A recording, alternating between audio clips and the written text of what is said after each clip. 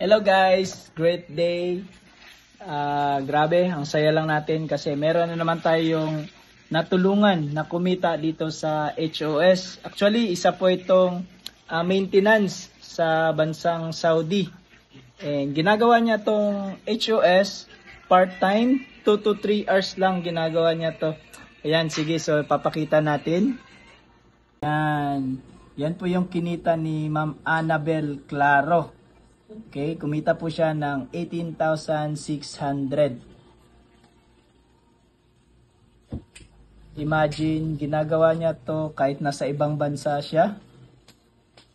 Siyempre, naghahanap ka rin ng extra income or sideline, or di kaya ikaw yung isang tipong na OFW na kapos, kulang sa ipon, no? So, isa lang din si Ma'am Annabel na naghanap ng paraan kung paano siya makapag-start dito, no? So, ang kakailanganin lang talaga dito is yung digital user ID para magamit or ma-benefit mo yung copy and paste system na ginagawa namin dito sa TikTok.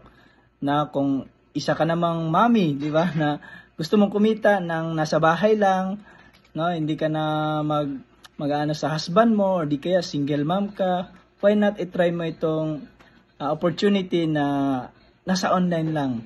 Okay, so mag-message ka or mag-comment ka sa comment section para matulungan at maturuan kitang kumita ng part-time lang. See you!